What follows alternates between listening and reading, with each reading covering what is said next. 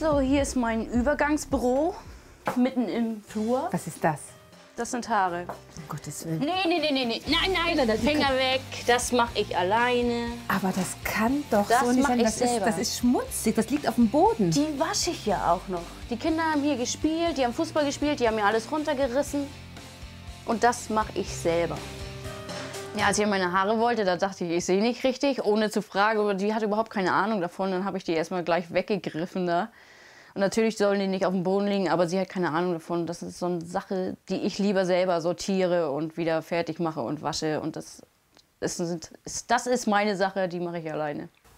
Guck mal, wie ist das, wenn deine Kunden hier reinkommen und schauen auf so ein Chaos? Was denkst du? Ja, mich stört's nicht. Ne? Die ich nicht, aber deine Kunden vielleicht, oder? Ja, dann Es ist ein Arbeitsraum hier. Ja. Und zum Arbeitsraum gehört, dass du ihn in Ordnung hältst. Was mir allerdings auffällt, dein Schmuckbaum, ja. den hast du super aufgeräumt. Ja, der interessiert mich ja auch, die Sachen, ne? Also der Rest, das ist halt mein kreatives Chaos. Ich brauche das ja alles zum Arbeiten. Ich meine, was jetzt genau wo drin ist, weiß ich auch nicht. Aber wenn ich es brauche, finde ich es.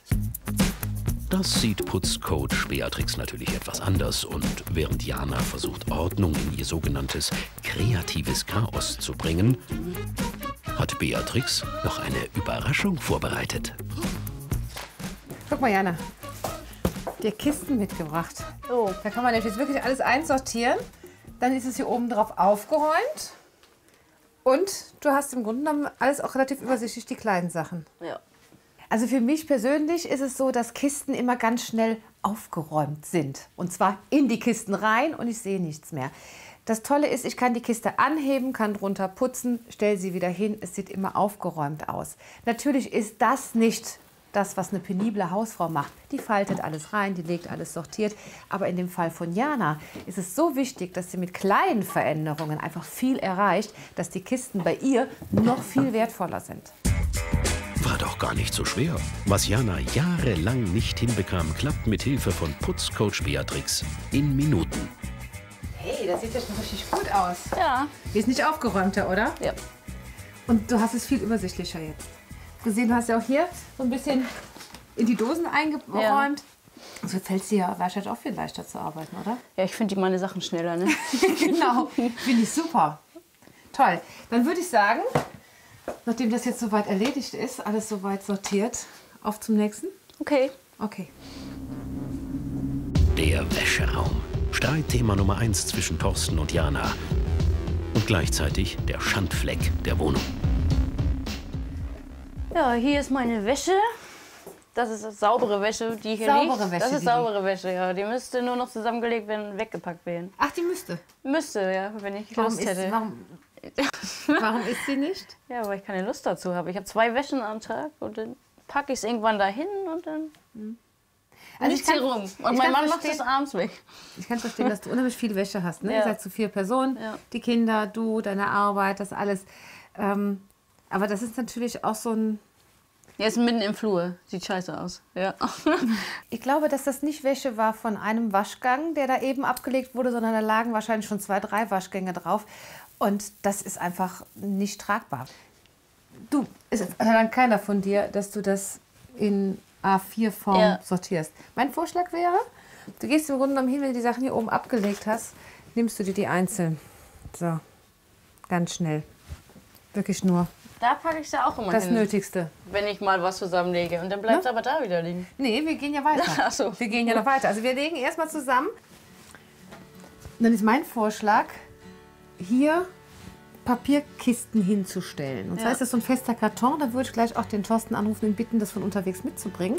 Dann sortieren wir das heute Abend ein. Und im Grunde genommen werden diese Kisten einfach nur mit diesen Sachen befüllt. Du musst das nicht großartig sortieren. Nimmst die Kisten und kannst sie so in den Schrank stellen. Das ist eine Methode genau nach Janas Geschmack.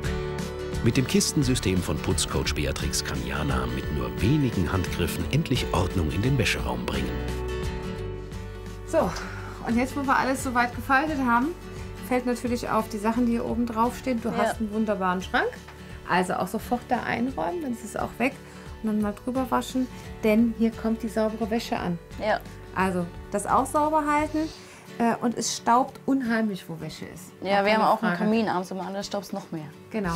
Also da auch dran gewöhnen, regelmäßig abwaschen und Staubsaugen. Du musst nicht jeden Tag putzen, aber Staubsaugen, denn das fliegt durch das ganze Haus. Ja. Hausarbeit war für Jana jahrelang wie ein rotes Tuch. Doch das soll sich ab heute ändern. Dass Jana den Putzcoach Beatrix doch noch zurückgeholt hat, weiß ihr Mann Thorsten nicht. Nach dem Putzen ruft Jana ihn an, um ihn zu bitten, einige Kisten mitzubringen. Am Vortag war Thorsten noch wutentbrannt aus der Wohnung gestürmt, doch Jana kennt ihren Mann gut genug, um zu wissen, dass das Kriegsbeil längst wieder begraben ist. Er wird sich auch wieder abreagieren. Also ich mache mir da weiter keine Sorgen. Der kommt wieder. Hallo, du, ich wollte mal nachfragen, ob du nach der Arbeit ein paar Stapelkisten mitbringen kannst. Ich wollte ein bisschen was sortieren. Stapelkisten, irgendwelche Farbe, besondere Farbe oder irgendwas? Nö, ist egal. Hauptsache ein paar Kisten. Das kann ich machen. Okay, alles klar. Bis später. Alles klar, bis später. So, also ganz, ganz wichtig ist es, bevor dass du hier putzt. Ja, das eben gesagt, ne? Putzen und so. Immer erst Staubsaugen. Ja. Du hast so viele Haare hier, du hast hier so viel Dreck eigentlich vom Laufen. Hier muss immer erst gestaubsaugt werden. Ja. Und mein Vorschlag wäre jetzt, wir machen hier den Eingangsbereich erstmal schön, richtig schön sauber, dass wenn Thorsten heute Abend nach Hause kommt, einfach auch sieht, ja, da ist was passiert. Der Fußboden ist Janas Hassobjekt Nummer 1. Normalerweise kümmert sich Thorsten jeden Tag um den Eingangsbereich. Doch heute will Jana über ihren Schatten springen. Auch wenn es schwerfällt. Bock habe ich eigentlich gar nicht drauf. Aber ich möchte halt für meinen Mann auch, dass er sieht, ich mache jetzt was. Und ich möchte auch mehr Zeit für meine Kinder und meinen Mann haben, wie sie gesagt hatte. Das ist meine Motivation jetzt ein bisschen, dass ich mich da mehr ransetze. Nicht mehr ganz so faul zu sein. Jahrealte Spinnweben finden endlich ihren Weg in den Staubsauger. Hey Jana, super. Also du hast selber gesehen, da oben war auch so einiges an Spinnweben und so. Aber finde ich toll, dass dir echt auffällt, so ein paar Sachen. Ich glaube nämlich, es hat wirklich nur mit Lust zu tun, oder? Du siehst schon, dass es nicht in Ordnung ist. Ich bin jetzt auch schon motivierter, ne? Ich habe ja jetzt Anreize und ich will ja alles sauber kriegen, dass draußen sich auch richtig freut. Du, wenn wir jetzt einmal so dran sind, ich habe uns jetzt mitgebracht, den Staubsauger würde ich sagen weg, Handschuhe an und dann putzen wir den Boden gründlich, oder? Alles klar. Gut. Die Haushaltsexpertin weiß genau, wo Janas Schwachstellen sind. Und hat noch einige Tipps parat. Gerade im Eingangsbereich muss gar nicht jeden Tag gewischt werden, wenn man darauf achtet, dass zum Beispiel der Hund vorher sauber gemacht wird, bevor er reinkommt. Sich die Kinder und einfach die Kunden auch die Füße abtreten an einer Schmutzmatte, die man da vorne hinlegt, kann man sich das alles schon ersparen. Unter der Aufsicht von Putzfee Beatrix soll Jana heute dem Haus zu neuem Glanz verhelfen. Was der Putzmuffel schon für völlig übertrieben hält, reicht dem Putzprofi noch lange nicht. Du, Jana, das finde ich super, was du da machst. Ja. Du schaust es dir jetzt nur von vorne an.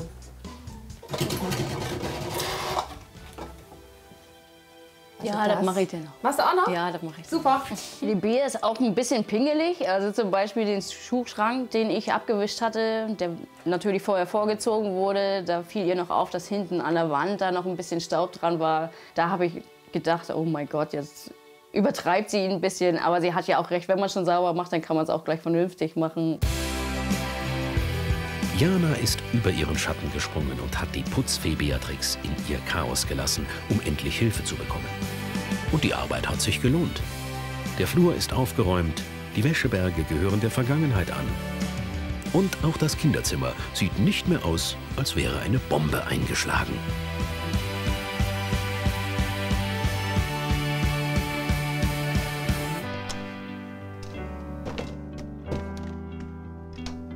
Boah, wie sieht das denn hier aus? Alles schön sauber. Sogar die Leisten geputzt. Mann, Mann, Mann, keine Spinnweben mehr.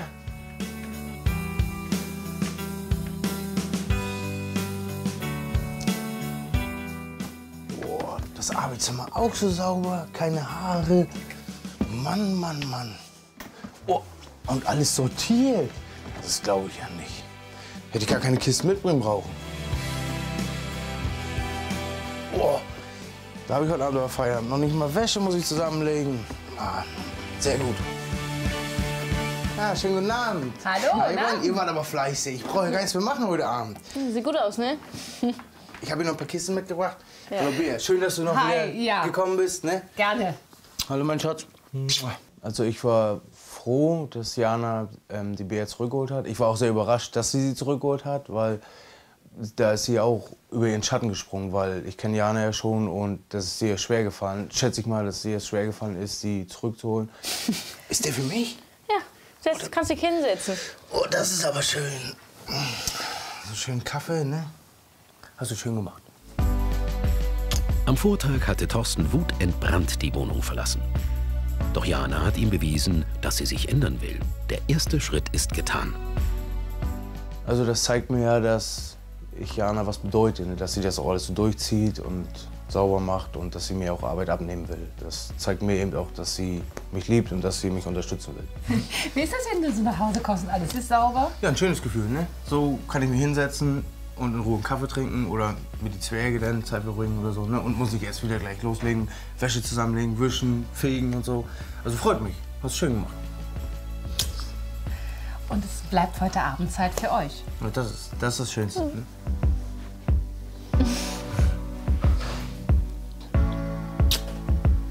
Und damit es jetzt auch so bleibt, dass wir keine großen Aktionen mehr machen müssen, so einen ganzen Tag putzen, was dir ja auch gar keinen Spaß macht, würde ich vorschlagen, wir erstellen einfach mal einen Haushaltsplan. Ja? Hört sich gut an. Ja? Also, der Haushaltsplan ist wichtig, um Dinge einfach festzuhalten. Wann muss welche Aufgabe erledigt werden? Wer ist dafür zuständig? Und wenn das routiniert läuft, fällt es einem auch viel, viel leichter, es zu erledigen. Im neuen Haushaltsplan werden die Aufgaben fair auf alle Familienmitglieder verteilt. Wichtig ist, dass ihr eine Routine bekommt. Wichtig ist, dass es so eine Selbstverständlichkeit wird, Dinge zu tun. Denn dann kommt niemals so viel auf, wie ihr das jetzt hattet. Und so kleine Veränderungen machen es einfach aus. Also ich denke, dass ich diesen Putzplan beibehalten werde. Und da auch zurzeit bin ich ja auch noch sehr motiviert. Es wird natürlich Momente geben, wo es wieder ein bisschen einschläft. Aber ich muss mir einfach auch den Motivationsspruch, glaube ich, irgendwo hinkleben, dass ich mir gute Zeit mit meinen Kindern und meinem Mann verbringen will und er auch mal chillen soll. Dann geht's wieder wie von alleine. Also mir geht's jetzt sehr gut. Ich habe mich heute sehr gefreut, wo ich reinkam und die Wäsche war gemacht, der Fußboden war sauber, die Leisten, alles war praktisch weggeräumt. Und ich freue mich schon auf heute Abend, dass ich mich eben auf die Couch hinflitzen kann und mal chillen kann. Und ich hoffe, dass es dann auch so weitergeht. Denn ich liebe